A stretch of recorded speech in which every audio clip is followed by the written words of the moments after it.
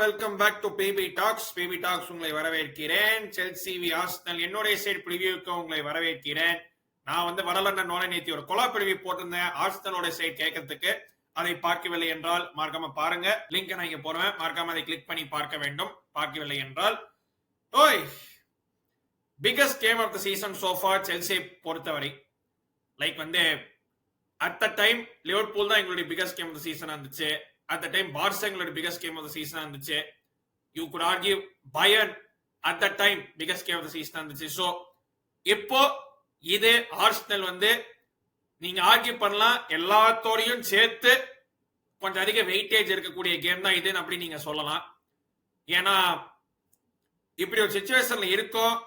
இப்படி ஒரு சிச்சுவேஷன்ல ஓகே நம்ம எப்படியோ அந்த கேமை ஜெயிச்சிட்டா டாப் ஆஃப் த டேபிள்ல இருந்து 3 பாயிண்ட்ஸ்க்கு பிஹைண்ட் போலாம், அந்த லீடை வந்து 6 பாயிண்ட்ஸ் 3 பாயிண்ட்ஸ் கட் பண்ணலாம் அப்படின்னு ஒரு நிலைமையில நம்ம இருக்கோம் எப்படியோ.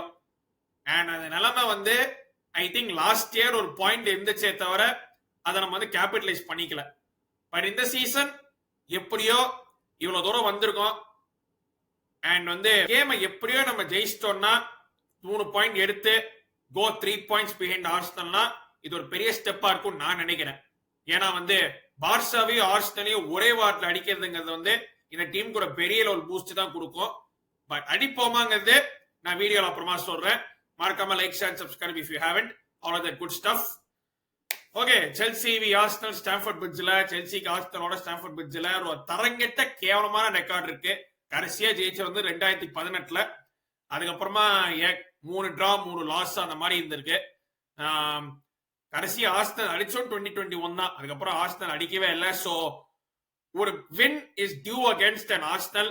அண்ட் அதுவும் எப்பேற்பட்ட ஆர்சனல்னா probably the best Arsenal in years. Like எல்லாமே அவங்களுக்கு சாதகமா போகுது, அவங்களுக்கு எல்லாமே ஒர்க் ஆகுது. அவங்க இன்ஜுரிஸ் இருந்தாலும் அவங்களுக்கு ஸ்குவாட் இருக்காது கவர் பண்றதுக்கு. லைக் டிராப் ஆஃப் குவாலிட்டி இருக்கிற மாதிரி பெருசா தெரியல. ஏன்னா ரீப்ளேஸ் பண்ண வர பிளேயரும் ஒரு லெவலுக்கு வந்து பர்ஃபார்ம் பண்ணி கலக்கிட்டு இருக்காங்க. இப்போ 6 பாயிண்ட்ஸ் லீட்ல இருக்காங்க பிரீமியர் லீக்ல. சாம்பியன்ஸ் லீக்ல 5 out of 5 வின்ஸ் ஓடிட்டு இருக்காங்க. லைக் பிளிப்ஸ் அவ்வளவு பெருசா தெரியல ஆர்சனல்ட்ட. அந்த மாதிரி ஒரு டீம் நம்ம எப்படி செட்டப் பண்ணி எப்படி ஜெயிக்க போறாங்க அந்த பெரிய கேள்வியா இருக்கும். Because onus is on us. நம்ம தான் வந்து இன்சென்டிவ் எடுத்து ஜெயிக்கணும் இந்த கேமை.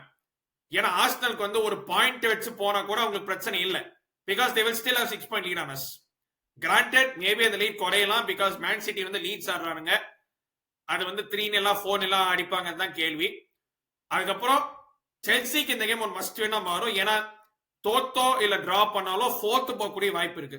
ஏன்னா சிட்டி லீட்ஸ் அடிச்சிருவாங்க. Aston Villa playing Wolves. Aston mostly Wolves அடிச்சிருவானுங்க. ஸோ 2 பேரும் கண்டிப்பா ஜெயிப்பாங்க. And these two play before us. Chelsea Aston கேமோட கடைசி கேம் தான் of the weekend. So that game எல்லாத்தையும் சேர்த்து becomes a must win for us. Must win for us. And இந்த கேமை ஜெயிச்சா லீக் கண்டிப்பா ஜெயிக்க முடியாது. பிகாஸ் லீக் ஸ்டில் ஏகப்பட்ட கேம்ஸ் இருக்கு. ஆனா லீக தோக்கத்துக்கான வாய்ப்பு நிறைய இருக்கு. இந்த கேம் தோத்தோம்னா டைட்டில் ரேஸ ஒரே எழுத்து மூடிடலாம். நான் வந்து இந்த மாதிரி ஓகே அட்லீஸ்ட் கம்பீட் பண்ணுங்க, டைட்டில் ரேஸர் இருங்க நினைச்சேன். But we have an opportunity that okay இந்த கேமை ஜெயிச்சு இந்த லீடை கட் பண்ணலாம் அப்படிங்கிறது. ஸோ எல்லாம் கறந்த ஒரு ஃபீலிங்ஸும் தான் இருக்கிறது. எக்ஸைட்மெண்ட் ஒரு பக்கம், நர்வஸ்னஸ், பயம், எல்லாமே என்னென்னமோ ஓடிட்டு இருக்க மண்டையில.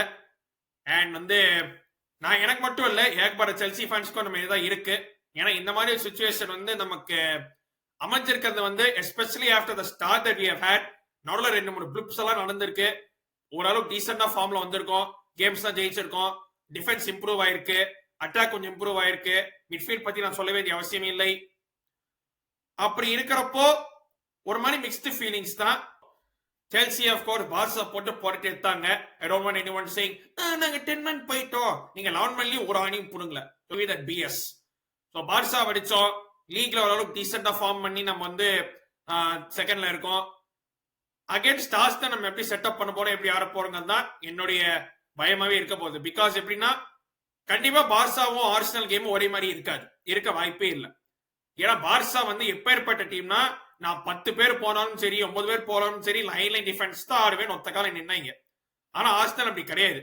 அவங்களுக்கு எந்தெந்த கேம் சிச்சுவேஷனுக்கு எப்படி டீம் அட்ஜஸ்ட் பண்ணணுங்கிறது அவங்களுக்கு பயங்கரமா தெரியும். நாட் ஜஸ்ட் த சப்ஸ்டிடியூஷன்ஸ், இருக்கிற பிளேயர்ஸ் வச்சு சில வாட்டி என்ன பண்ணாங்கன்னா பிளேயர்ஸ் வந்து ரொட்டேட் பண்ணினே இருப்பாங்க இந்தந்த பொசிஷன் அந்தந்த position. So as an opposing team உங்களுக்கு வந்து கன்ஃபியூஸ் ஆகும். ஏன்னா அது லெஃப்ட் விங்ல இருக்கிறவன் ஏன் ரைட் பேக்ல போறான், ரைட் பேக்ல இருக்கிறவன் ஏன் லெஃப்ட்ல போறான், லெஃப்ட் பேக்ல இருக்கிறவன் ஏன் ரைட்ல போறான், மிட்ஃபீல்ட் இருக்கிறவன் ஏன் ஸ்ட்ரைக்கர்ல ஆடுறான், ஸ்ட்ரைக்கர் இருக்கிறவன் ஏன் டீப்பா போய் மிட்ஃபீல்ட் ஆடுறான். சோ இதே ஸ்ட்ரக்சர் மாத்தி மாத்தி பண்ணினே இருப்பாங்க ஆர்சனல். சோ அது வந்து பயங்கர கன்ஃபியூஸ் பண்ணிட்டு ஆப்போசிங் டீம்ஸ். சோ அந்த அன்சர்டனிட்டி, அந்த அன்பிரடிக்டபிலிட்டி, அது எல்லாமே சேர்த்துதான் இந்த ஆர்சனல் வந்து இந்த நிலைமையில கொண்டு வந்திருக்கு. அண்ட் அவங்க டிஃபென்ஸ் இது வரைக்கும் அவங்க 6 கோல் தான் கன்சீட் பண்ணிருக்காங்க. 12 கேம்ல 6 கோல் தான் கன்சீட் பண்ணிருக்காங்க. வேற லெவல் அச்சீவ்மெண்ட். ஈவன் கேப்ரியல் இல்லை என்றாலும் அவங்க டிஃபென்ஸ் கொஞ்சம் டெஸ்டியே தான் இருக்கு. ஏன்னா மஸ்குவேரா நல்ல பிளேயரு, இன்கேபி நல்ல பிளேயரு, சலீபா பத்தி சொல்ல வேண்டிய அவசியமே இல்லை. டிம்மர் வந்து வேற லெவல் ரைட் பேக், காலிஃபெரி வந்து எக்ஸலன்ட் லெஃப்ட் பேக். சோ அவங்க டீமே வந்து ஒரு ஸ்டாக்ட் லைக் வந்து ஆன் பேப்பர் வந்து பெரிய நேம்ஸா தெரியாது. பட் ஓவராலா ஒரு சேர்ந்து ஒரு டீமோட ஆடுறச்சே, ஒரு டீமா ஆடுறச்சே வந்து அவங்க கெமிஸ்ட்ரியா இருக்கட்டும், அந்த way they work off the ball, off the ball, the communication எல்லாமே வந்து உங்களுக்கு நல்லா இருக்கு. லைக் வந்து மேபி அவுட்ஸ்டாண்டிங் பிளேயர்ஸே இருக்க மாட்டாங்க, but full team full understanding பிளேயர்ஸா இருக்காங்க. அதுதான் ஒரு டீமுக்கு தேவை லீக் ஜெயிக்கிறதுக்கு. அண்ட் இது வரைக்கும் அந்த மாதிரி பண்ணிருக்கானுங்க. லீக் ஒருவேளை ஜெயிப்பாங்களா அது தெரியாது, ஏன்னா போக போதான் தெரியும். லைக் 25 கேம் இருக்கணும். பட் அவங்க இப்போதைக்கு ஃப்ரண்ட் ரன்னா இருக்காங்க லீக் ஜெயிக்கிறதுக்கு. ஏன்னா அவங்களுக்கு எல்லா திங்ஸும் ஒர்க் ஆகுது அவங்களுடைய சாதகமா. அதை வந்து செல்சி எப்படி உடைக்கலாம்?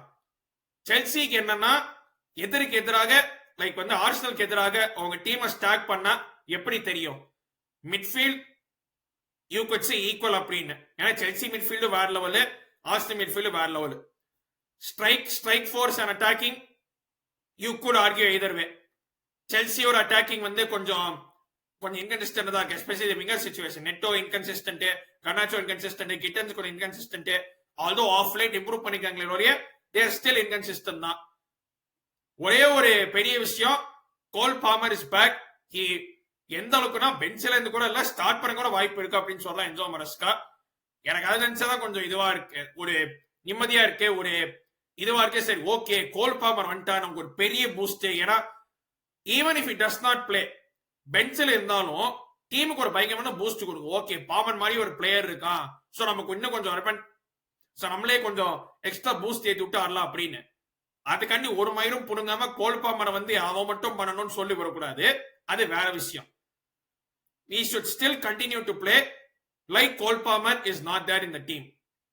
ஏன்னா வந்து போற சீசன் அதுக்கு முந்தின சீசனும் கோல் பாமர் எடுத்தீங்கன்னா எங்க டீமே கோவிந்தா தான். ஆனா இப்போ கோல் பாமர் இல்லாமலே எங்களால இவ்வளவு பண்ண முடியுதுன்னா அது ஒரு கண்டிப்பா நல்ல விஷயம் தான்.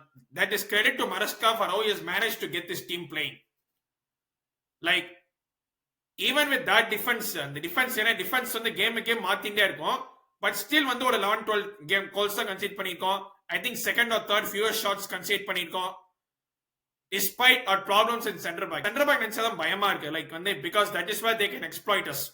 லைக் ஜேம்ஸ் பத்தி கவலை இல்ல, குக்கரால பத்தி கவலை இல்ல, ஃபஃபாரா பத்தியும் எனக்கு கவலை இல்ல. பிகாஸ் ஃபஃபாரா when fit he is our best center back. எனக்கு சாலபா நினைச்சாதான் கொஞ்சம் இதுவா இருக்கு. Yes Chalobah is improved over the last few times. Like Fofana ஒரு நல்ல சென்டர் பேக் கூட ஆடுறது. ஆஸ் அ சென்டர் பேக் நீ உன்னுடைய கேமை கண்டிப்பா இம்ப்ரூவ் பண்ணதான் செய்வ.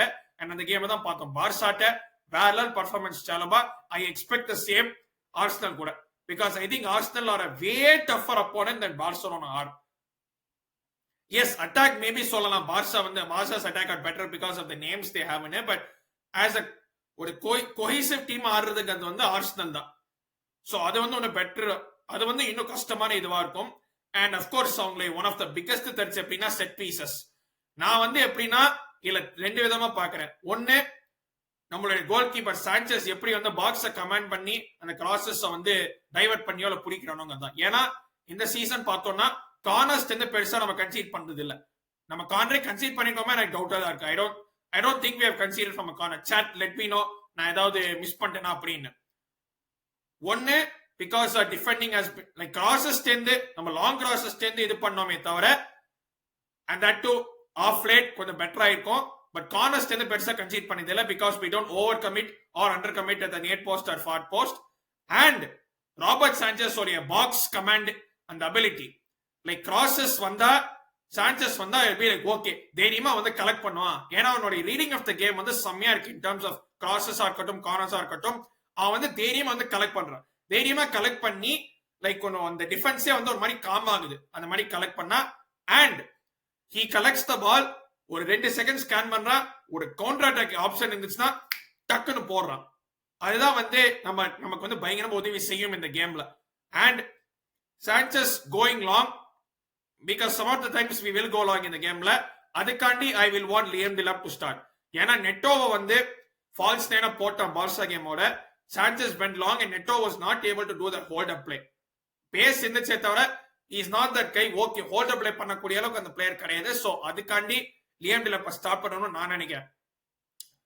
அண்ட் ஐ ஃபீல் ஆர்சனல் வந்து அங்கேருந்து யூ கேன் கொஞ்சம் கேட்ச் பண்ணலாம் அப்படிங்கிறது என்னுடைய தாட்ஸ். பிகாஸ் டிலப்பை ஹோல்ட் அப் பிளேயா வச்சுட்டு நெட்டோ ஒரு பக்கம் கர்னாச்சோ ஒரு பக்கம் ஆர் கிடன்சன் ஒரு பக்கத்தை ஓட விடலாம் நம்ம. ஸோ அந்த விதமா பாக்குறேன் how we can beat Arsenal அப்படிங்கிறது. How we use our width well. Because I see Arsenal வந்து most of the game mid பிளாக்ல தான் உட்காருவாங்க. லைக் லோ பிளாக் உட்கார மாட்டோம், மிட் பிளாக் உட்காருவாங்க. அண்ட் நம்ம வந்து மேபி அதிகமா பொசிஷன் வச்சுப்போம். பட் அவங்க துருவா விளையாடுறது கஷ்டம், துருவா விளையாட விட மாட்டானுங்க. Even if Palmer is there. So நம்ம வந்து வித் எப்படி யூஸ் பண்ணும் அப்படிங்கிறது தான் கேள்வி. எனக்கு என்னன்னா நம்ம வித் அந்த விங்கர்ஸ் வந்து ஐசோலேட்டட் டிஃபரன்ஸ் கூட இருந்தாங்கன்னா ஓடுங்க, தைரியமா ஓடுங்க. அவனை டேக்கிள் பண்றானா, டிஸ்போசஸ் பண்றானா பரவாயில்ல, பண்ணிட்டு போட்டோம். You keep on making that run. ஒரு டிஃபெண்டருக்கு பிடிக்காது என்னன்னா ஒரு அட்டாக்கர் ஒன்னு பேஸ்ட் ஓடி வந்தாலும் உனக்கு அது பிடிக்காது. Because that hits your ego. So as an attacker, Garnacho இருக்கட்டும் சரி, நெட்டோ இருக்கட்டும் சரி, keep running at your defender. I don't care if you get dispossessed, keep on running. ஒரு 10 வாட்டி ஓடினா ஒரு வாட்டியாவது அவனை பீட் பண்ணுவீங்க. அந்த ஒரு வாட்டி அவனை பீட் பண்றச்சே creator as a goal scoring opportunity நாங்க எந்த we can carry it forward. அந்த அப்படிதான் நான் பாக்குறேன் நான். அண்ட் வந்து we have scored from set pieces also. so அது கூட நம்ம பயங்கரமா யூஸ் பண்ணலாம். although they definitely know how to defend from set pieces, but still நம்ம அது வந்து ஒரு யூஸ் பண்ணிக்கலாம் அப்படிங்கிறது என்னுடைய தாட்ஸ். பயங்கரமான கேமா இருக்கும். I expect a very frustrating tactical boring game. இது வந்து ஒரு பார்ஸ் அளவுக்கு ஓப்பனா இருக்காது, கண்டிப்பா போர் அடிக்கும். அந்த மாதிரி தான் இருக்கும் இந்த game. And Chelsea we have turned up in big games of recently of late, except Bayern game. Like PSG game turn up பண்ணிருக்கோம், Liverpool game we turned up, Barca game we turned up, Arsenal game we must turn up. இந்த game ஜெயிச்சாதான் league title or title ரேஸ்க்கான கொஞ்சம் பேச்சு கொண்டு வரலாம். ஏன்னா அதுக்கப்புறம் கூட நம்ம ஏகப்பட்ட கேம்ஸ் ஜெயிக்கணும். பட் அட்லீஸ்ட் இது பெரிய ஸ்டெப்பா இருக்கும், இது ஒரு பெரிய மார்க்கரா இருக்கும் இந்த கேம்ல நம்மளால 3 பாயிண்ட்ஸ் எடுக்க முடிஞ்சது என்றால். So that being said, என்னோட லைனப் எப்படி இருக்கும்னா Winberry Laingan in goal. Sanchez this season has been superb. And the United mistake தவிர he has been very good this season. Sanchez in goal. Reece James right back, Cucurella left back, Fofana and Chalobah as our centre backs. அதுல எனக்கு எந்த சந்தேகமும் கிடையாது. Enzo and Caicedo in the midfield. I've done said enough about them. Enzo has been superb this season. Caicedo well alone in the season. Please continue in this game. And Enzo நான் ஒன்னதான் பார்க்கிறேன். Because sometimes நீ வந்து weight of ball, அந்த weight of pass பண்றச்சே நீ வந்து நீ ரொம்ப அண்டர் அடிக்கிற இல்ல ரொம்ப ஓவர் அடிக்கிற. Sometimes I don't think you take the game enough by the scruff of your neck. That வந்து you're like okay game dictate பண்ண இந்த மாதிரி. பார்சா கேம்ல நீ வேற லெவல் பண்ண. I expect you to do the same. ஏன்னா there will be situations where Enzo வந்து பால் இருக்கும், like passing lines அவ்வளவு பெருசா இருக்காது. And I expect you to do that pass over the top or an incisive through pass அந்த Arsenal defence உடைக்கிறதுக்கு. ஏன்னா வந்து நீ sometimes நீ சைடு அந்த மாதிரி போவ. பட் இந்த கேம்ல வந்து சில வாட்டி I want you to take the risk and go forward. Reece James of course முன்னாடி வந்து கிராசஸ்லாம் போடுவான். But I want Enzo to do those risky passes in the gameல. அதுதான் நான் பார்க்கிறேன் நான். And frontல Neto on one side, Garnacho இன்னொரு பக்கம், Liam Delap at top, and Palmer I would start him this game. ஏன்னா இது ஒரு இந்த மாதிரி ஒரு கேம்ல ஸ்டார்ட் பண்ணலனா like there is nothing to rest him for. இந்த மாதிரி ஒரு கேம்க்கு perfect time to come in and start. Because even வந்து கொஞ்சம் ரஸ்டியா இருந்தாலும் ஒரு first 5-10 minutes if he feels rusty, he still has the remaining 60-70 minutes of the game to come back and play better. So இந்த சிச்சுவேஷன்ல I will start Cole Palmer. நீங்க என்ன நினைக்கிறீங்க கமெண்ட்ஸ்ல போடுங்க, உங்க predictions போடுங்க. I predict this game to be 1-1. I think Arsenal will score first and then we'll rally to get an equalizer. And அப்படி போகும். ஐ see this as a 1-1. But நீங்க என்ன நினைக்கிறீங்க கமெண்ட்ஸ்ல போடுங்க.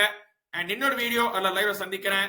நான் வந்து மோஸ்ட்லி ஃபுட்பால் பேட்ஸ் ஒரு ஃபுட்பால் மன்றம் சேனல்ல நான் வந்து வாட்ஸ்அப்ல லைவ்ல இருப்பேன். So make sure to catch me there. இன்னொரு வீடியோல லைவ்ல சந்திக்கிறேன். நன்றி, வணக்கம், take care, stay safe and up the cheers.